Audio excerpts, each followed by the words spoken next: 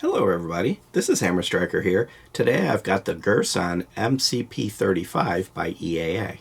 Please don't forget to check out our website. Go to our affiliates page. You'll find discount codes for things like Mantis Axe and Core belts. Link to that cool little bore light that we use for lighting up the barrels. Use those links. It will often save you money, never will cost you any additional money, and helps the channel. Thank you. This is a Browning high power clone, of course chambered in 9mm. It's made by EAA, and it's a Turkish gun. And this is the latest that I've come across in the various high-power clones that have come out. I like the high-power platform. The clones are interesting. They tend to be less expensive than some of the originals. And of course, they're still new manufacturers, so you can still get them. Of course, Springfield Armory has the SA-35, which is an excellent gun. And FN themselves is actually reintroducing the high power. Just right now, they're not able to be gotten a hold of. But it comes with one 15-round magazine, and they do come with the Metgar mags. And these are basically high-power mags. And matter of fact, when we took this to the range, I took the mags from the SA-35, the older classic high-power that I've got, and used them interchangeably. So it runs completely with any high-power magazine. It's a good thing that both Springfield and EAA, when they created this, didn't mess around and customize the mags. Which is good because you basically get a high power mag, and those are fairly readily available. It comes in a couple different colors. It comes in the black that you see here and kind of a flat dark earth, which I've never seen anywhere actually for on sale. And there's also a match version. And the match version, instead of having 3-dot white dot sights, has fiber optic sights. And that one I also haven't seen anywhere. The only one I've actually seen in existence is this black one that's here. Comes in with an MSRP of $563, so it's on the less expensive side of the various clones that's out there, and it does seem to be well made. It's polymer grips with a nice texture. It's well manufactured. Nice slide serrations, if I can get that to come out. And I already showed you the sights once, but I'll flip back over. It has very, very nice, easy to see sights. The front is a white ramp where the entire ramp is painted, which might seem to be overkill, but actually it's not, because when you bring it back down, it gives you a nice, clean, solid white dot. Of course, the camera doesn't want to focus on that because it's picking up the rear sights, but I found the sights relatively easy to use. Now, there is one disadvantage. The original high power had a magazine disconnect, and so does the Girsan, which of course is unloaded. These are all safety checked before we start the video. So if you want to fire it or drop the hammer, you have to have a magazine inserted. Now, of course, you'd want to use an empty magazine if you're trying to drop the hammer for purposes other than actually firing it. And as I noted before, it is well constructed. It's a steel frame and a steel slide, and it has a 4.87-inch long barrel, and the overall length is 7.75 inches. These are big guns. The high power is not a small gun. It wasn't meant to be stuffed into a pocket. These were originally designed primarily to be service weapons, so they'd be in an outside the waistband holster. Of course, you could carry these easily inside the waistband, just like you would in 1911 or anything along those lines. The trigger on this is actually fairly nice. So I'm going to cycle it and show you the single action. A little bit of grit. You can feel it kind of stutter a little bit in the take-up. Then a nice short crisp break. I found the trigger, that little grit on take-up, to disappear at the range when I was actually using it. Now, this will be a little cumbersome to show you the reset, because I need to put the magazine in and out. Okay, so I just found out something. If you eject the magazine and then cycle it, you can't put the magazine in, which is kind of an interesting. So you have to let go of the trigger to be able to put the magazine in. So what had actually happened there is I had pulled the trigger, dropped the hammer. I was going to pull the magazine out so that I could cycle it and then put the magazine back to, again, bypass the magazine disconnect. And while I had the trigger back, I couldn't put the magazine in. So what I'm going to do, and what I wanted to do, is avoid the clunkiness of having to hold down the slide stop, slide release, and all that. I'm going to load it with 2 snap caps. These are Inert dummy rounds. And the only purpose these are serving here is not, in this case, worried about protecting the firing pin. These are dry fire safe, but they'll be around, so it won't want to lock back.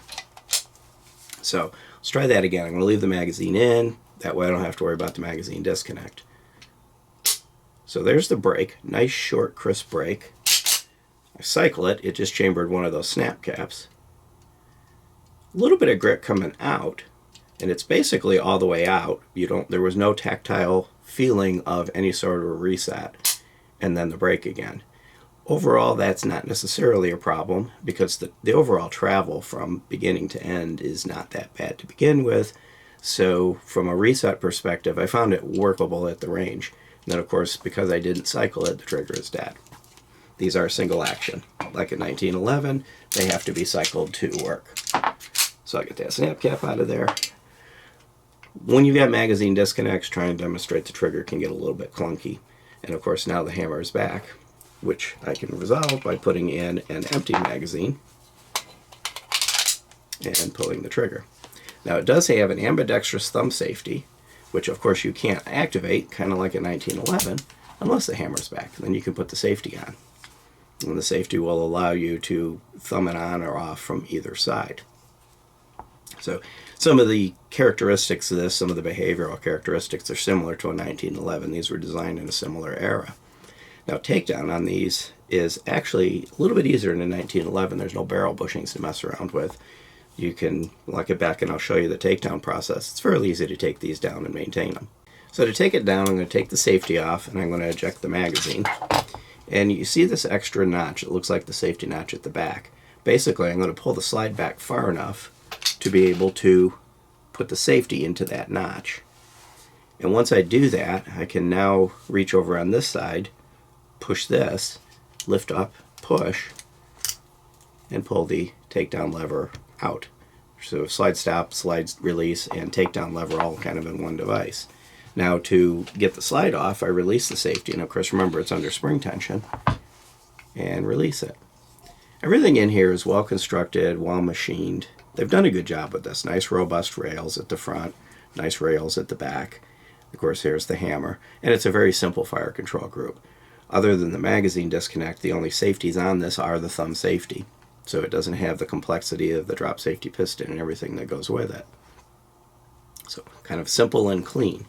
If I move to the slide, it's got an interesting kind of a guide rod setup. So the guide rod has this little hoop on it, and it's kind of shaped kind of like weird. There's kind of a half circle to it.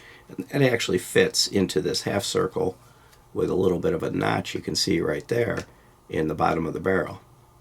So that's the Browning locking system. That's nothing that Girsan customized. The barrel itself comes out kind of like a regular Glock or anything else. It doesn't have to slide through the front like a 1911 does. And the barrel has the 1911 style locking lugs at the top of it. And it's well constructed, well machined, and really shiny. So it's got a really high polish to it, almost chromed. You can see that it is conventional rifling. Well machined, clean, no chatter, no tool marks. And it has a more 1911 style, kind of a very skinny ramp. You can see right there. Overall, this functioned well. It worked from round one to the last round. It worked quite well. Drop the barrel back in, slide the guide rod assembly, and you need to make sure that you have it the right way up. It's kind of with this little shoulder up. Before I go any further with that, I just realized I didn't really show you the inside of the slide, so let me fix that. So I'll set the barrel aside. Very simple. There's not much going on in here. It's a very clean, simple design. Firing pin at the end, and well machined and clean. Now I'll go back to putting the barrel in. So go back to drop the barrel in, make sure it's in position, take the guide rod and recoil spring, and again need to make sure that it's turned with this little shoulder up, and it needs to fit in and snap. And once it's in and snaps, everything centers. It goes in fairly easy. Then all I'm going to do is put the slide back on it, bring it back, and lock the safety into that little notch again. And then I can put the takedown and slide stop slide release back in. Make sure it's all the way in and down. Release the safety. And the gun is again operational. And of course, if I want to prove the trigger still works, I have to put the magazine back in it. Overall, I found this relatively easy to shoot while at the range. I found the sights easy to use. and it does seem to be a faithful replica of the high power. The only thing I wish they were a little less faithful on is I could do without the magazine disconnect. I'm not a fan of those. I don't see where they put any more real safety, and they just do make it a hassle. In fact, they actually, with the putting magazines in and out, there's a higher probability you might accidentally put a magazine with a round in it than if you were to take the magazine out, set it aside, and clear it, and then not involve yourself with magazines. So I'm not a fan of magazine disconnects. But beyond that, the gun works well, it's easy to shoot, I've enjoyed it. They're made in Turkey, as I mentioned earlier, and then EAA brings them into the United States. And in this particular case, EAA's got their offices in Cocoa, Florida, so they're bringing them in through Florida. So one last thing I'll do before I wrap up is to kind of show you the various angles. So there's the business end of it.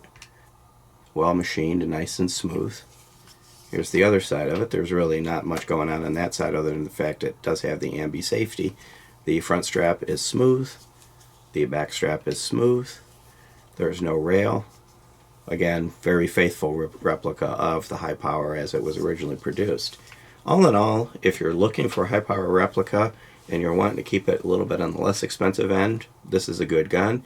If your budget supports it, you move up to the Springfield Armory, it's a little more refined. And of course, as soon as I can get my hands on one of those, the new FNs, it'll be interesting to see how that one plays out. But it's roughly the price of two of these. So there's definitely going to be a difference in price between this and the actual FN one when it comes out. Beyond that, if you like our videos, please give us a thumbs up, share, subscribe, click that bell up there to be notified if you do. Check us out on Facebook, Patreon, Instagram, Twitter, Getter. We're kind of everywhere. And thank you.